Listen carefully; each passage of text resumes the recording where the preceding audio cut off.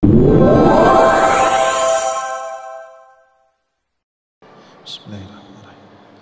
Assalamualaikum warahmatullahi wabarakatuh.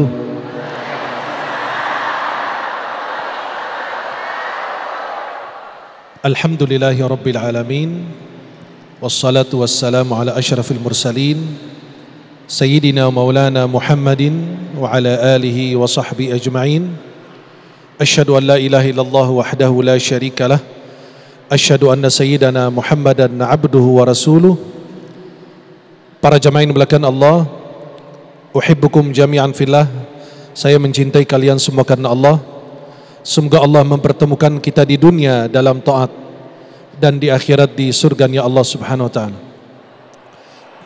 Senang sekali di siang hari ini bisa memandang wajah-wajah penghuni surganya Allah. Semoga sebagaimana Allah kumpulkan kita di dunia, di tempat yang paling suci di muka bumi, Allah bertemukan kita kembali di dalam surganya Allah. Pemirsa Damai Indonesiaku, TV One dimanapun Anda berada, para jamaah yang hadir, para ustadz, para kiai, para alim ulama, tokoh masyarakat, tokoh adat yang hadir, seluruh jamaah yang insya Allah mendapatkan keberkahan dari Allah Subhanahu wa ta'ala. Kalau kita bertamu ke rumah orang, pasti ada adab dan etikannya, betul? Kita tidak mungkin datang ke rumah orang tanpa adab. Islam ini senantiasa menjunjung tinggi adab dan akhlak. Allah memuji Nabi Muhammad dalam Al-Quran, wa innaka la'ala khuluqin azim. Nabi Muhammad ini berada di atas puncak kemuliaan akhlak. Laqad kana lakum fi rasulillahi uswatun hasanah. Terdapat pada diri Rasulullah teladan yang baik. Berarti kami adalah umat akhlak. Sebelum mendepankan pangkatmu, hartamu, keturunanmu, ilmumu, dahulukan adabmu. Karena orang yang punya adab berarti punya agama. Tapi orang yang punya agama tidak punya adab, sama dianggap nol agamanya. Karena Nabi bersabda, innama bu'ithtu liutammima salihal akhlak. Aku tidak diutus melainkan untuk memperbaiki akhlak manusia. Maka apabila kita ke rumah orang, kita harus mendepankan adab, apalagi masuk ke rumah Allah. Halo? Halo? Yang masih ngobrol di sana masih kelihatan kok. Kita masuk rumah Allah ada adabnya, ada etikannya. Kita aja berdoa kepada Allah ada adabnya. Mengambil wudu kalau mau yang sempurna, mengambil wudu, menghadap kiblat, bersiwak, mengangkat dua telapak tangan. Nabi berdoa begini, tapi kalau sudah sungguh-sungguh berdoa, mengangkat tangannya ke atas. Memuji Allah terlebih dahulu, bersolawat kepada Nabi, baru sebutkan hajatmu, baru mengakhiri dengan solawat lagi. Apabila kita menuju rumah Allah ada adabnya. Bukan ketika masuk dari pintu masjid, tapi mulai dari rumah kita. Kita pada saat menuju ke masjid, gunakan pakaian terbaikmu, pakaian terindahmu. Ini gamis saya, ini dari murid saya namanya Ryan, belajar di Azhar. Jadi saya harus pakai pakaian yang rapi. Masa ketemu pejabat aja harus rapi?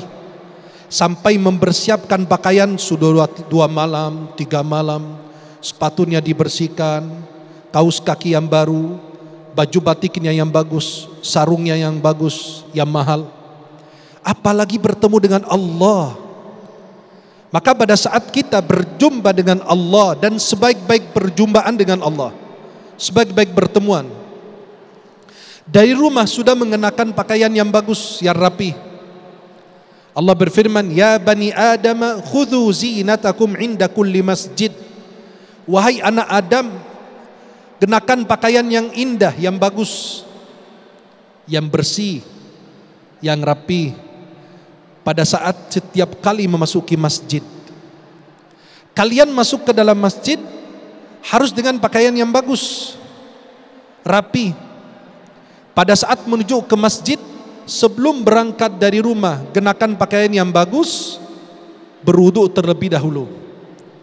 Karena setiap langkah membawa keberkahan, mengangkat, mendapatkan pahala dan menggugur dosa. Menuju ke masjid itu dengan tumakninah sambil berdoa, Allahumma ij'al fi qalbi nura, Allahumma ij'al fi sam'i nura, Allahumma ij'al fi basari nura. Allah, dari menuju ke masjid dari rumah sudah minta Allah isi hati kita dengan cahaya, telinga dengan cahaya, mata dengan cahaya. Jadi pada saat masuk masjid tidak bisa menjadi biang kerok di tengah-tengah jamaah. Kan gitu, setiap masjid ada biang keroknya ya. Nasallallahu al-afiyah. Semoga Allah selamatkan kita. Maka pada saat kita menuju ke masjid penuh dengan zikir dan doa. Jangan nengok kanan, nengok kiri. Dan kita menuju ke masjid berjalan kaki apabila memungkinkan. Kemudian kita masuk masjid, kita baca doa dulu. Mendahulukan kaki kanan. Biasa yang baik-baik Nabi mendahulukan kaki kanan. Membaca doa masuk masjid. Dan sesudah kita memasuki masjid, karena sudah dalam keadaan wudhu, ada adab kalau kita masuk ke rumah orang kita beri salam. Salamnya ketika masuk masjid adalah solat 2 rakaat tahiyatul masjid. Itu kalau masjid. Kalau musolla tidak ada 2 rakaat tahiyatul musolla, tapi yang ada 2 rakaat tahiyatul masjid. Jadi kalau kita masuk ke masjid solat 2 rakaat itu sangat dianjurkan. Tapi yang menjadi perbedaan pendapat para ulama, apabila kita masuk masjid sedangkan khatib lagi menyampaikan khutbah Jumat, itu yang jadi khilafiyah. Lebih bagus mana? Duduk langsung mendengarkan khutbah atau salat dulu baru duduk? Itu khilafiyah. Banyak mazhab berbeda-beda. Silahkan pilih yang mana. Saya cenderung kepada pendapat apabila khatib masih di awal khutbah pertama, salat 2 rakaat ringan lalu duduk. Tapi kalau khatib sudah mau selesai, lebih ahsan duduk mendengarkan khutbah. Karena mendengarkan khutbah wajib dan solat 2 rakaat itu hukumnya sunnah. Kita dahulukan yang wajib daripada yang sunnah. Pada saat memasuki masjid jangan habis makan makanan yang bau. Kenapa? Biar tidak menyakiti malaikat yang ada di dalam masjid. Biar tidak menyakiti orang yang kanan dan kiri. Maka usahakan kalau ke masjid salat subuh. Kan biasa kalau lagi salat subuh begini Pak. Halo? Halo? Masih hidup? Pada saat kita lagi salat subuh, yang sebelah kita nguap, kenapa saya yang pingsan? Dia begini, yang kiri yang pingsan. Kenapa? Karena ada adab pada saat nguap ditutup. Tiba-tiba bau naga. Yang kiri pingsan sampai ke imam juga lupa bacaan. Halo? Karena kita pada saat sholat subuh ke masjid, ini nenek-nenek manggil saya ke situ, astagfirullah. Pada saat kita masuk ke masjid sholat subuh, kita menggunakan siwak terlebih dahulu, kalau tidak sikat gigi. Jadi jangan sampai kita masuk masjid untuk ibadah, mencari pahala, ternyata menyakiti saudara kita muslim. Pada saat kita memasuki masjid, kita sholat 2 rakaat, kita ikut mendengarkan azan dan mengikuti bacaan muazzin. Kecuali hayya 'alas shalah, hayya 'alal falah. Ibu-ibu ini datang mau dengar kajian atau mau foto-foto saya ini? Astagfirullah. Ini gimana ini ya? Jadi pada saat kita mendengarkan, coba dengerin saya, jangan liatin saya. Pada saat mendengarkan azan, ikuti bacaanmu muazzin, kecuali hayya 'alas shalah dan hayya 'alal, diganti dengan la haula wala quwwata illa billah. Dan pada saat waktu azan fajar, muazzin membaca as-salatu khairum minan naum. Terjadi perselisihan ulama, apakah bilang sadaqta wa bararta ya Rasulullah, atau sadaqta wa bararta, atau tetap dibaca as-salatu khairum minan naum. Sehabis azan bersolawat kepada Nabi Muhammad, yang di belakang belum solawat. Habis azan kita baca salawat kepada Nabi Muhammad sallallahu alaihi.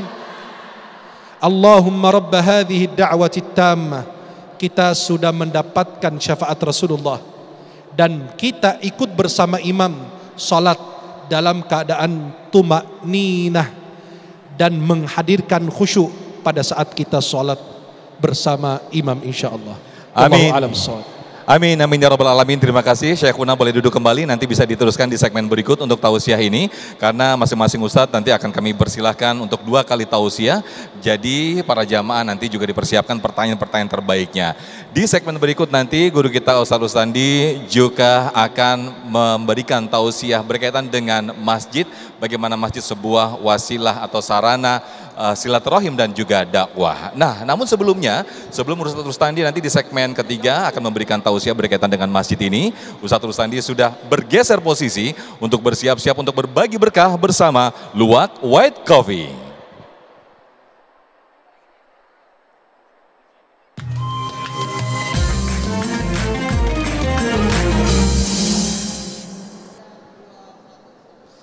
Alhamdulillahirabbil alamin.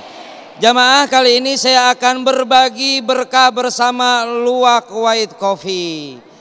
Jamaah yang beruntung dan bisa menjawab pertanyaan saya terkait tema kita hari ini akan mendapatkan hadiah uang 1 juta rupiah yang dipersembahkan oleh Luwak White Coffee. Tapi jangan lupa nanti kalau dapat uang 1 juta dipotong pajak. Potong aja dulu pajaknya ya. Yang bisa menjawab pertanyaan saya silakan angkat tangan. Nanti saya akan menunjuk siapa yang akan menjawab dari pertanyaan saya. Pertanyaannya, angkat tangan. Oh belum. Sebutkan salah satu fungsi masjid. Oke, kesono kejauhan, ini aja yang depan ya. Silakan Kak. Oke. Sono kejauhan, ini aja yang dekat. Baik, silakan ya. Kak. Apa ini boleh ke depan dan tadi udah mendengar pertanyaan saya. Ya. Silakan jawab. Apa jawabannya? Jawabannya salah satu fungsi masjid itu untuk menjalin ukhuwah Islamiyah. Menjalin ukhuwah Islamiyah. Benar apa enggak? Betul jawabannya. Alhamdulillah. Alhamdulillah, selamat Kak mendapatkan uang 1 juta rupiah. Jangan lupa dipotong pajak. Baik pemirsa, jangan kemana-mana. Damai Indonesiaku akan kembali setelah yang satu ini.